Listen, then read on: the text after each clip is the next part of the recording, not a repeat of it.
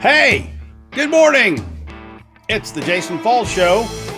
That makes me your host, Jason Falls. Today is a special day, everyone. We're broadcasting live on LinkedIn as usual, but also on Facebook and YouTube.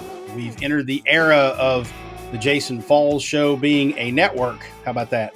It's a little self-serving and odd for me to say that, but it is what it is. But that's cool. And today on the program, it's even more special because we're welcoming back Jim Joseph, the global president of BCW, Burson Cohn Wolf. He's the author of a number of books, including the Experience Effect series. He's here again. A few weeks ago, we had him on the show. It was right after this whole quarantine thing started happening. And we had the technology disaster to end all technology disasters with him. In fact, that day, we had so much go wrong, including the recording of the show didn't even happen. So Switcher Studio messed up a little bit. I think somebody's Wi-Fi, maybe mine, maybe his, messed up a little bit. We had the connection between Switcher and LinkedIn messed up. Like everything went wrong. It was so bad that when I got done with the show and we called it and said, you know what, we're done. It's not going to happen. I went back to bed. I went back to my room and laid down for like a half hour, came back and restarted everything that day because I was like, I can't, I don't know what to do. And so that was terrible, but he's back and we've got everything ironed out. And of course I added the layer of we're going to multi-stream to a bunch of different networks today because what more could I put on the stove to burn?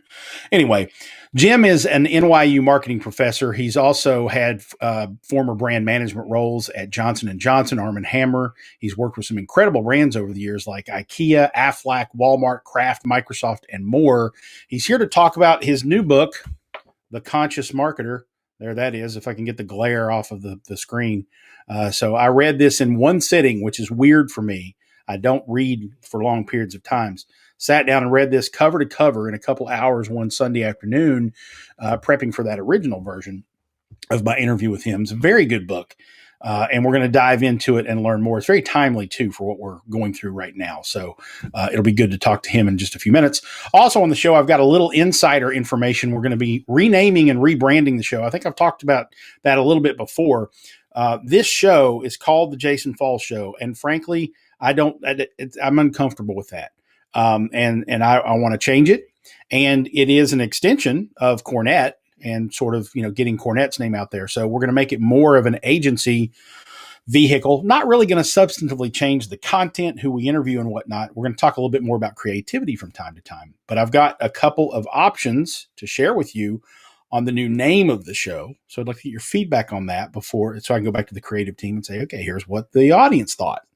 And so we're going to take your thoughts into consideration there. So I'll share that with you after we talk to Jim. And then my monthly newsletter comes out this week. This multi-streaming thing that we're doing today on multiple networks gave me an idea for some content. So later in the show, we're going to talk about the wizard and the wand. So stay tuned for that. But first, we have to tell you about Switcher Studio. Even though we are multi-streaming today in multiple places, we still use Switcher Studio. And so Switcher Studio pumps into the tool that we're using called Restream, which is restream.io. And Restream takes that and pushes the feed out into multiple places. So I'm looking over and Bob Farnham says something, just a heads up, something went wrong. The video is not playing. So he's over on Facebook and I am seeing it there. So I hope that has resolved itself. If it hasn't, then I apologize and we'll worry about that later. We are on YouTube and LinkedIn.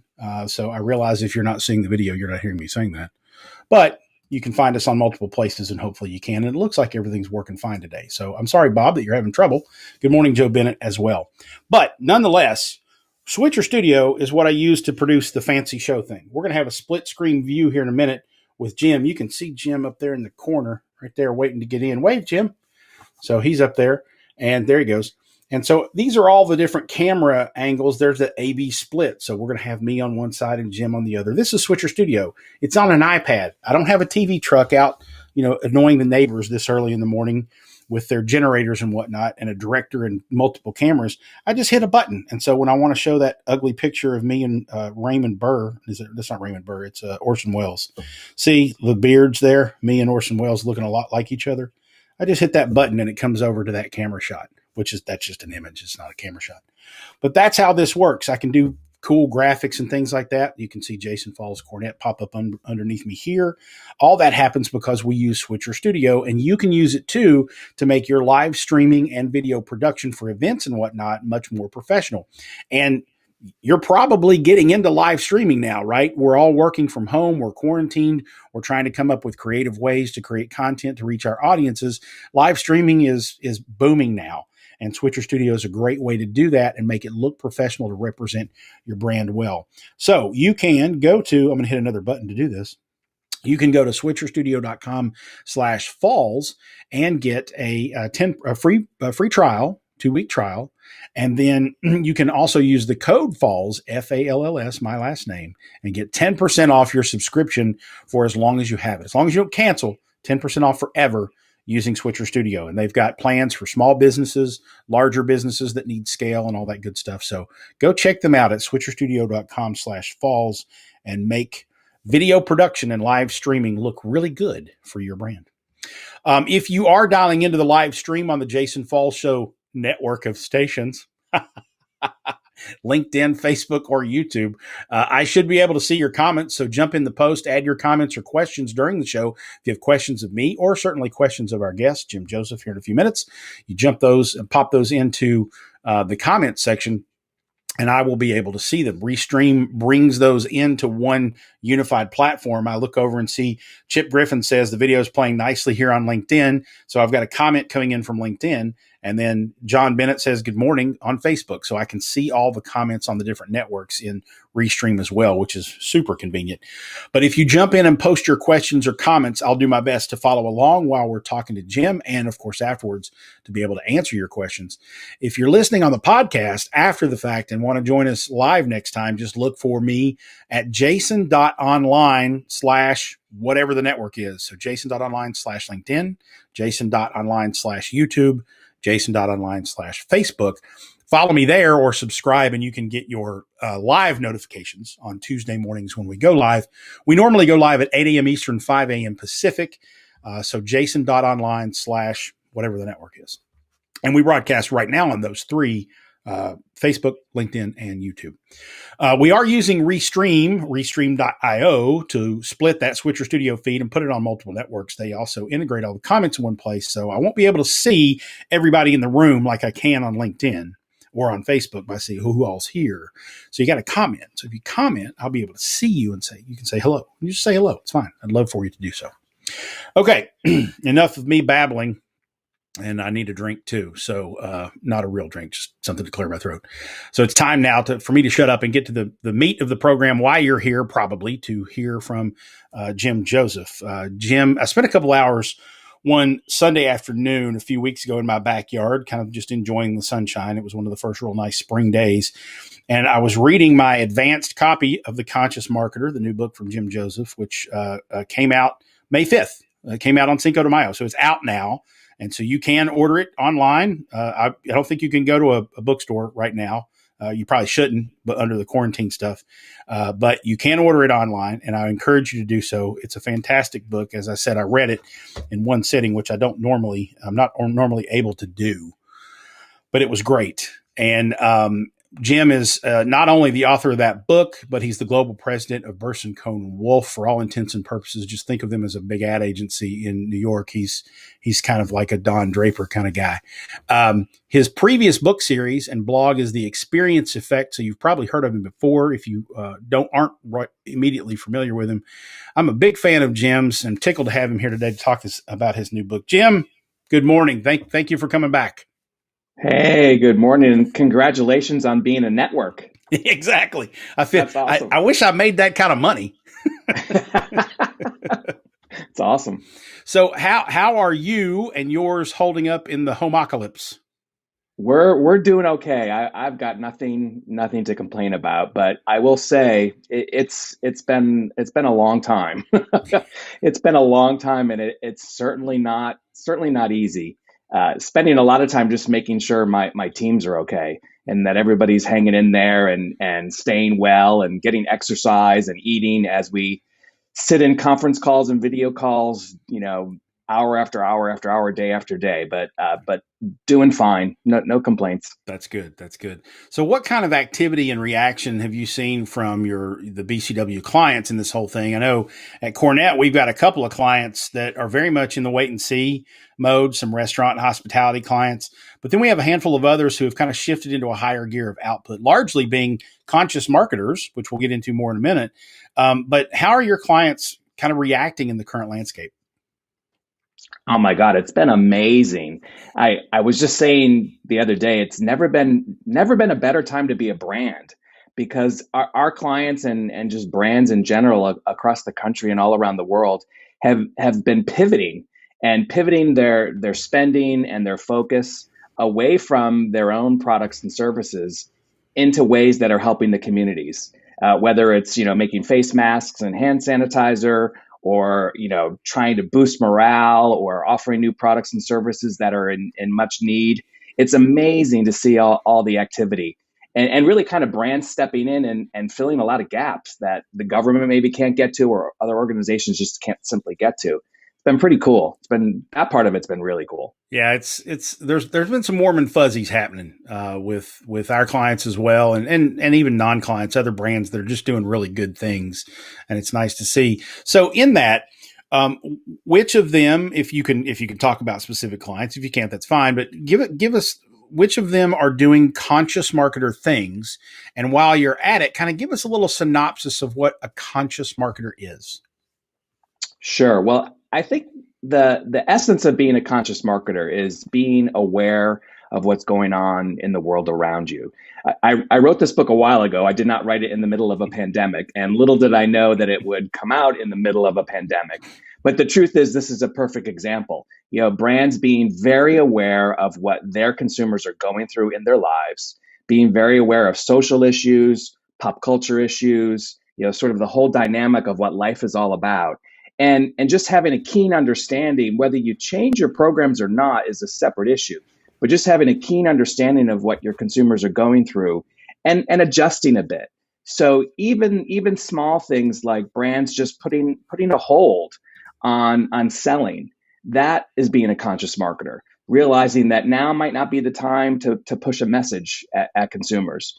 And then the opposite end of the spectrum, where you have brands that are completely altering their business model, completely changing what they're making just to serve the community. All of those folks are conscious marketers, being aware of what's going on. Some doing it in a higher order fashion than others, perhaps.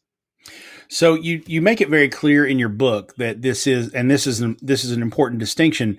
It's a conscious marketer, not a conscience marketer, which is hard to distinguish, but the one has an N in it and the other one doesn't, or two N's in it and the other one doesn't. So conscious versus conscience. What are the differences and how can we easily distinguish between those two? So being a conscious marketer, the title of my book, as I just mentioned, is about being aware and having a firm understanding of what's going on in the world, having an understanding of the social issues that your consumers care about, knowing where they stand, and then making a decision about where your brand may stand on that social issue or what's going on in the world. That's different than having a conscience, which in my book is sort of good or bad, right or wrong. Being conscious isn't not about being right or wrong, good or bad, in or out. It's about being aware. It's not about making a decision on what is the right thing to do. So we're in a general sense, we're talking about brands who are plugged in. They're aware of their customers. They're aware of their customer needs. They're aware of the market they're in, the larger political and social spectrum they're in, and read and react to it. I know you make it a point to say that conscious marketers don't have to take a stand on political issues to be conscious. So let's dive into that a little bit more. We had Jordan Lewis from Dove Men Care on a couple of months ago. That brand puts a lot of purposed energy behind the Family Medical Leave Act and ensuring that paternity leave is part of that. That makes perfect sense and is a great conscious marketing thing because that issue squarely benefits their audience. But it doesn't have a difficult foil. The only people against paternity leave are big companies who want to take advantage of employees and save money. Only the executive teams are going to be against that issue. So, and they're an easy foil. But what about a company like let's say Coleman Outdoor Equipment, grills, coolers. I would argue they should, to be in line with a lot of their target audience of outdoorsmen and outdoors women, take a firm stance in support of like the NRA against any form of gun control. That would be conscious marketing on their part, right? But if I were them, I mean, I wouldn't be caught dead, pun intended, supporting the NRA. How do those two jive? Well, I think in both cases, they're great examples of being conscious and understanding the social issues that are relative to your brand. And even more importantly, relative to your brand, but also relevant to your consumer. Stuff that they care about, stuff that's central to their lives that has a relationship with your brand. And as you mentioned from my book, you don't have to take the stand as long as you understand what the issues are and you communicate appropriately with your consumers as a result. That's plenty. You don't have to stick your neck out and take a stand if you don't want to, if the risk is too high or just not a place that you want to go there. The key is what's important to your consumer. And in some cases, though, consumers will decide which brand they will choose based on the actions that they're having, which is why it's even more important to be conscious, because if you've got a very active consumer base that wants you to take a stand because it's so relevant to your business and so relevant to them, then you ought to really think about taking a stand. But it should be a conscious process that you really go through and understand, how's it going to help? How's it going to benefit? So you say in the book that conscious marketing is really just good targeting. How so? Well, exactly that. I mean, when you think about the core essence of marketing, it's understanding your consumer and doing research and finding the insights and finding what's important to them. So if a social issue is important to them, or how they're dealing with a pandemic is important to them, or how they are homeschooling their kids while they're also trying to work, while they're also trying to, keep their mental well-being healthy, then that's targeting. And if you know that a particular social issue is really important to them and that you can uniquely benefit them, well, that's targeting, because you're understanding your audience, you're picking an audience that is best suited for you, and you're marketing to them. So I get that. That's brilliant. Another concept you address quite well is that of positioning. Now that's a tough one for a lot of even experienced marketers to understand. So how do you define brand positioning or product positioning? And is there a difference between brand and product positioning? And how can we go back and think about applying some sort of litmus test to our own positioning with all this? Mm. It's funny. I teach a class at NYU, and we just finished the spring semester. And one of my favorite classes, which is towards the end of the semester, is positioning. And I maintain that most of us as marketers don't get positioning correct, because we position our product and we focus on functional benefits and we talk about what our product or our service does. But really, true positioning is emotionally based. And at its most simplest form, because most people try to overcomplicate it, at its simplest form, position is simply, what space in your consumer's mind do you want to occupy? Literally, how do you want to position your brand in your consumer's mind so that when they think of you, what do they think when they think of you? Do they think, oh, this is a product that does this, or this is a brand that makes me feel this and that? And that essentially is the art and the magic of positioning, is finding that emotional connection, that positioning in the mind of your consumers, so that when they think of your brand, they think, positive, warm, wonderful things. And that's where being conscious becomes even more important, because if you want to get into their mindset and you want to understand what makes them tick, you've got to know how they feel about what's going on in the world. And then you can position yourself accordingly. That's cool. So I learned something in your book too that I hadn't really known or thought of before. It's related to conscious marketing, but I'm more fascinated by the revelation than the connection. So environmental marketing got its start with a well-known brand, but one that most people wouldn't think of. Tell us that story. Yeah, I actually didn't really even know it. I guess I might actually even be a little too young for it. But a brand way back in the 60s, 50s called American Way was one of the first brands that really promoted sustainability. and really promoted, the fact that it didn't harm the environment. And it was a pyramid type system where the sales force sort of networked with each other. So not only was it one of the first, in my mind, one of the first truly sort of mass sustainable brands, but it was also one of the first social brands Mm-hmm. because it was all sold through networking, which is actually kind of cool when you think about it. And that's Amway. Amway, yes, exactly. Yeah, it's amazing how some people have a very immediately negative reaction to that brand name. But it's really amazing when you look at the story of the company and how it's grown and how it started. As Yeah, the and the fact that, innovation behind it. yeah, I mean, they had this foundation of things that a lot of people today are like, if my brand doesn't support that, I don't support that brand. It's amazing Right. how interesting they had it before a lot of other people did. I thought that was Absolutely. a great revelation. So I love the fact that you talk also about three words being meaningless in today's marketing world: digital, integrated, and mobile. Is your Mm. point there that we can just assume that all marketing is those things now? And if we're distinguishing them, we're probably 5, 10 years behind the curve? Yeah, that's exactly the point. I mean, what's not digital? What's not mobile?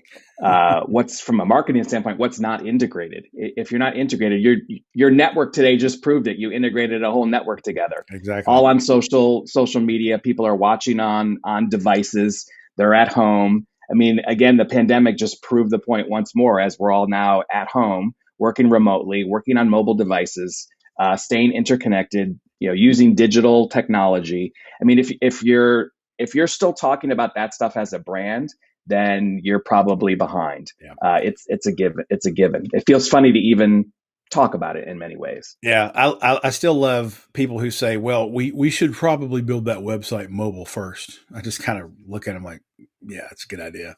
So, That or let me pull in the digital team. yeah. Well, What? what part of the team isn't digital at this point? Exactly. Now, the three words that you say are relevant today, though, that people should be using more frequently are opinionated, inclusive, and persuasive. Tell me more about those. Mm. Well, inclusive is my favorite, and our industry and most industries right now are very much focused on diversity and inclusion, because I think we've finally realized that it's a journey.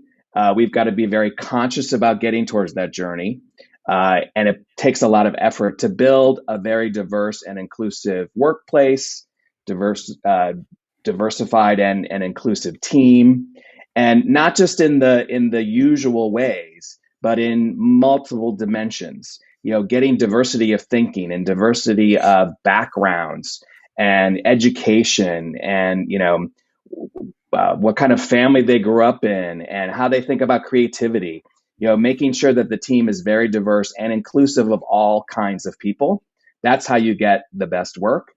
And also, as a marketer, when you're targeting, again, getting back to that word targeting, when you're targeting your audience, you got to be looking at it as that is a diverse audience. Even if it's focused, it's still diverse, and you need to include everybody. And even if parts of the audience aren't your target, you need to be conscious of who those folks are, how they feel about things, and include that in your thinking. So that's my favorite.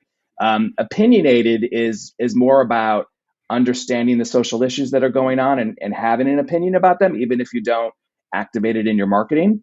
And persuasive, I like that word too, because it's less about talking at consumers, less about building a dialogue, but more about persuading them about how you can add value, Mm-hmm. and convincing them that you can help them in their lives. So I do like those three words. That's great. I like persuasive a lot. Of course, I just finished my manuscript for my influence marketing book, which is all about persuading people, um, Yeah, whether it be congrats. influencers or the influencers working with you to persuade their audiences. So I like that one too. Right. But the other two are great.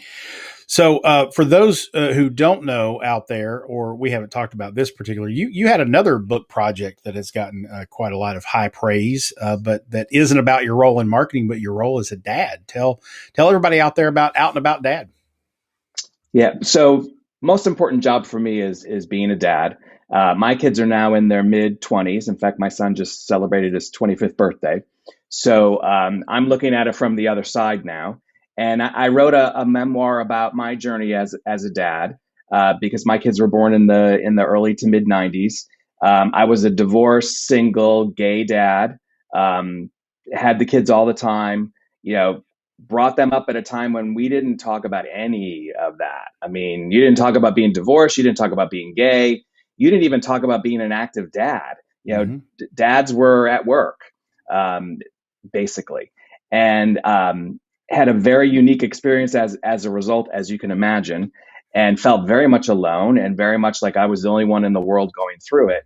Meanwhile, at the same time, there were lots of other folks going through that or similar situations that made them feel isolated. So I decided to write the book really as a way to just share my story. The more we all share our stories and we understand that, you know, we're not in it alone and other people are going through similar things and we can learn from it, or at least feel inspired by it, that, you know, I can make it too. You know, I wanted dads to read it and say, wow, I can make it too, for whatever situation they're going through, of which, you know, we all have a struggle of some sort. So it was a very rewarding book to write. In fact, I wrote it and then almost didn't publish it because I sort of chickened out, and then got persuaded to publish it, and basically said, if I just get one person to write me and say, you know, that really helped me, then I'm done. And literally 3 days after the book came out, I got the first note, and I was like, okay, I'm done. That was good. That was worth it. And how many Totally worth one it. people have written you since then? Oh my God, it's amazing. I just got a note the other day from somebody. The book's been out for years. A gentleman who came out very late in life with adult kids and really worried about, you know, what people were going to think. And the book inspired him to move forward. So that part's pretty cool. So good for you. I'm glad you were persuaded to publish that. That's great. So where can people find you on the interwebs? So jimjoseph.com kind of consolidates everything. The books are on Amazon and Barnes and Noble, but jimjoseph.com is a good place to start. It's got links from there. That's awesome. Jim, thank you so much for joining us again on the show. Thank you for being our first multi-stream network guest. I'm honored. This is great. And stay safe out there. I hope we get back to normal, or as close to normal as we can soon. And can't wait to, you know, see you in person. And if it's appropriate at the time, shake your hand, give you a big hug. Thanks for coming by, man. Yeah, exactly. Yeah. Thank you, Jason. All right. That is Jim Joseph. And you got to go get those books. I dropped the links for both The Conscious Marketer and Out and About Dad on Amazon over in the chat sessions on all of the different networks. So you should be able to look in the chat session and see those links. There's also links to jimjoseph.com and his LinkedIn and Twitter profiles. So go connect with him if you so choose, and you should so choose, because he's smart and he shares good content and has exposure to a whole lot of brands out there that are doing good things. So, and The Conscious Marketer, by the way, I don't know. I'm assuming the finished product looked something like this, because look at, I got the uncorrected proof. I got the special copy. So, but this was my daughter tells me this is an ARC, an advanced reader copy with her young adult stuff. She's requesting ARCs from publishers. But so this is what it should look like. The Conscious Marketer. Just go to Amazon or Barnes and Noble or wherever you order your books, and type in Jim Joseph and you'll see it. Good stuff. And again, I know I can count on one hand how many books I've read in one sitting. I'm thinking of maybe 2 or 3 is the total. And this is one of them, which is pretty good. So go get that book. Good stuff. Okay. Real quick check of the networks over here. All the live streams and whatnot seem to be going well. So thank you guys for, joining us, whether you're joining us on LinkedIn or on Facebook, or on YouTube. I know we started this show a couple of years ago. It started kind of as a lark on Facebook. And then when I realized it shouldn't be a lark, it should be an actual show, we moved it to LinkedIn. So a lot of my friends on Facebook probably don't even think I do a show anymore.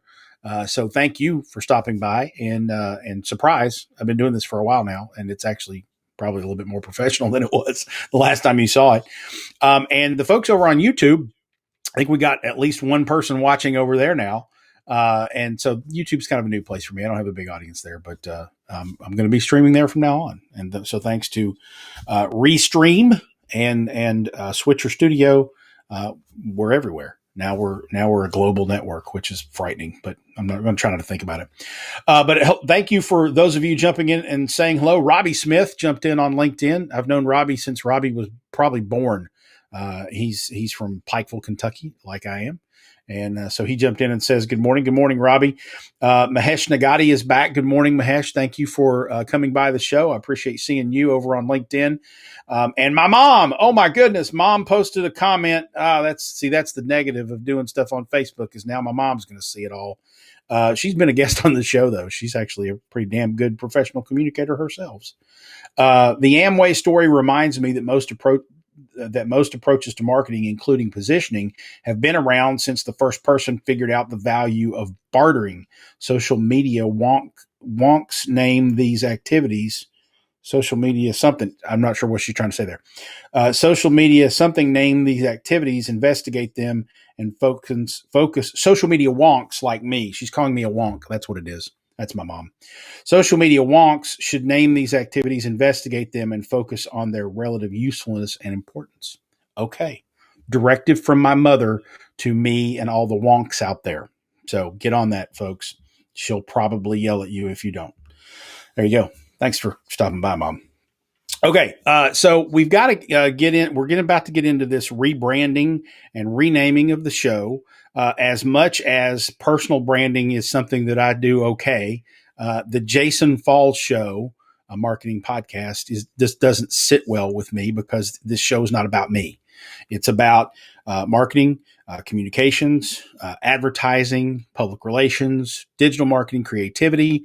And I think the focus of the show should be on that. The name of the show should be focused on that and not on me. And so I've asked, and coincidentally, in correlation to that, the show is really an opportunity for Cornett, the agency where I work, to attract guests, new friends, people that we talk to, and potential prospects too. Sure, we don't overtly sell Cornett here, but at the same time, it is a mechanism and a tool for Cornett to have content out there in the world. It's not going to become the Cornett podcast. It's going to become something new, and we have two name options.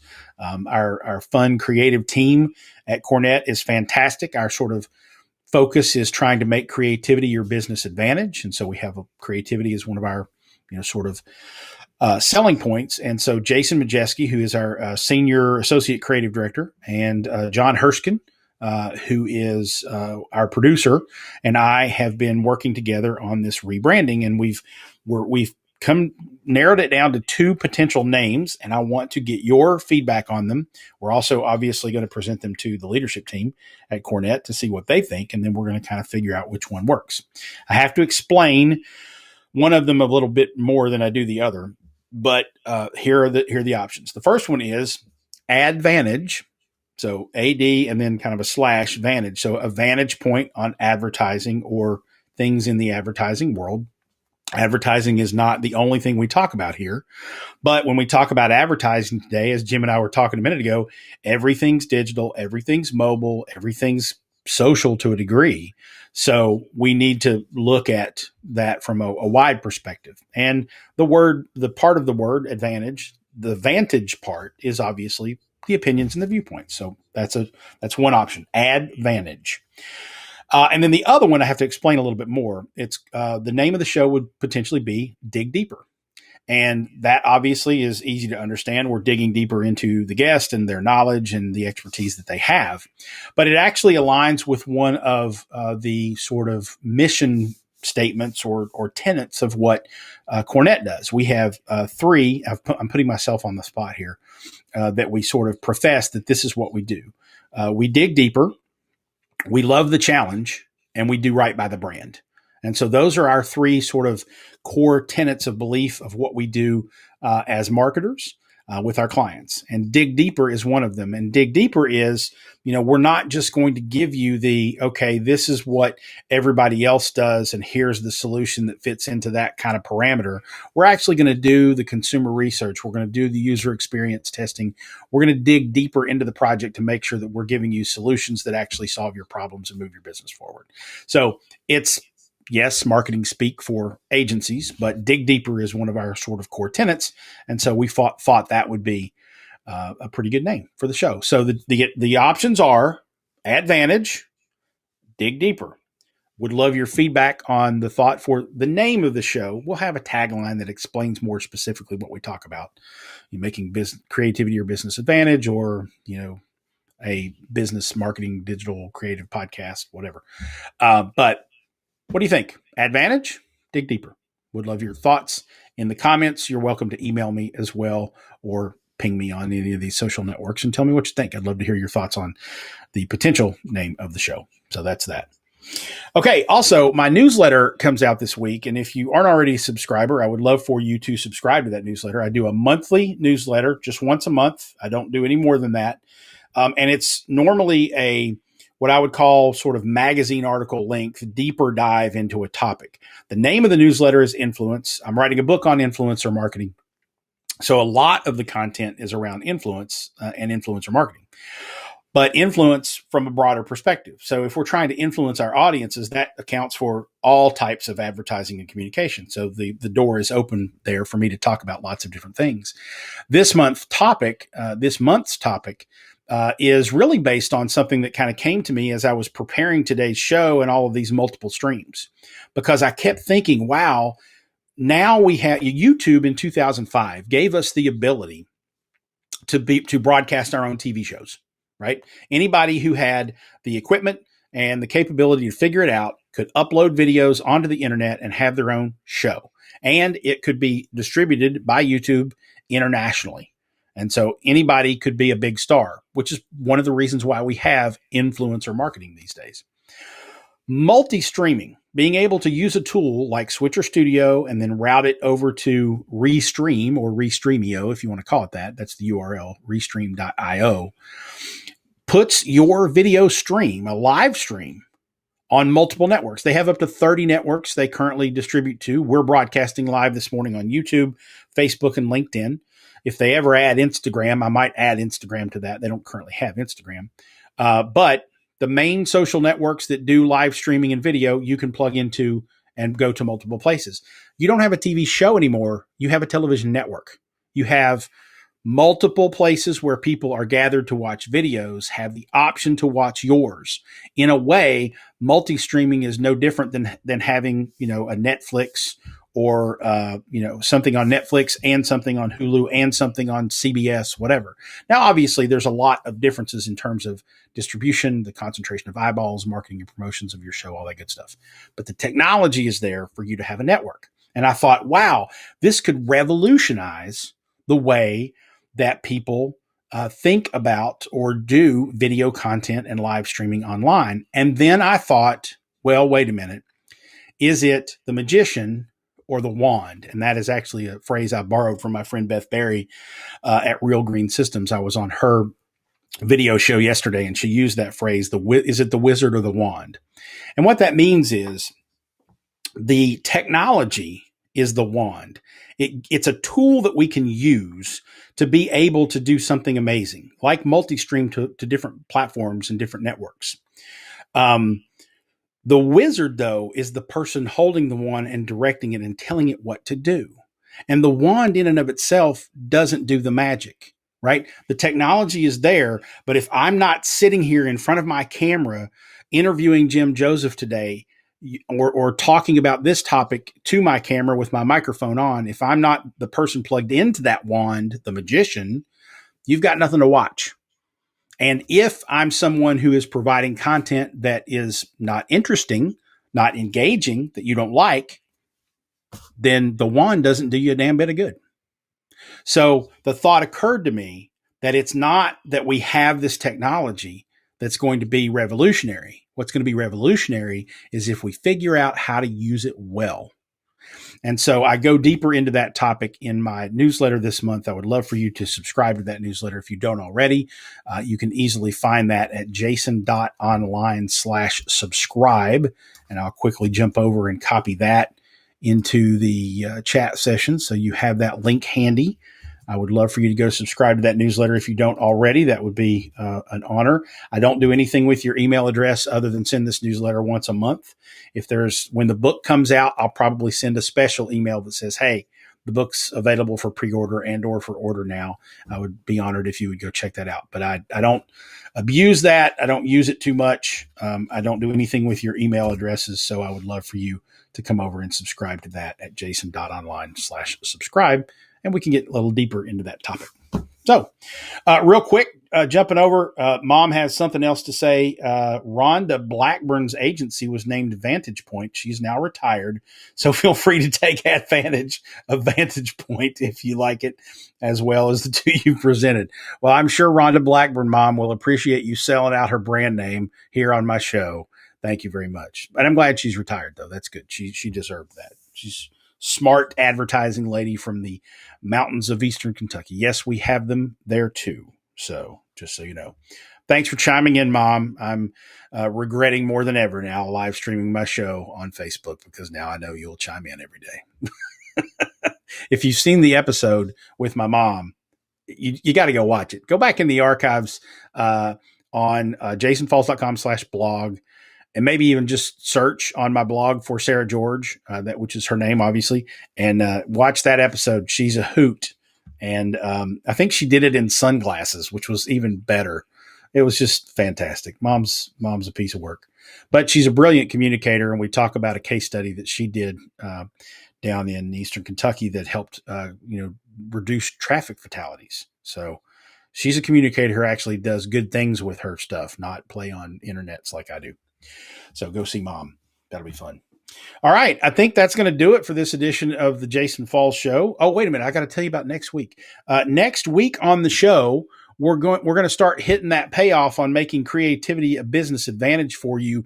Art Stavinka will be here with me. He's the founder and CEO of Hypervision. That's spelled HYPERVSN.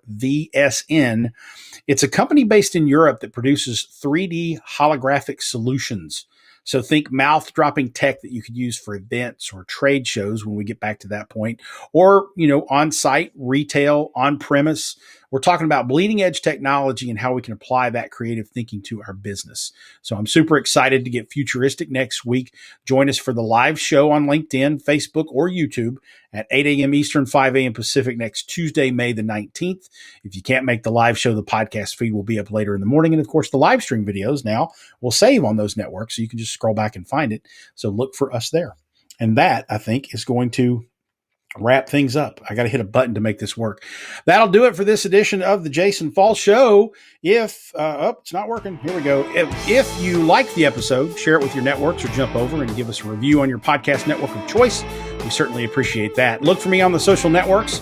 I'm jason.online/ whatever the network is, LinkedIn, Twitter, etc.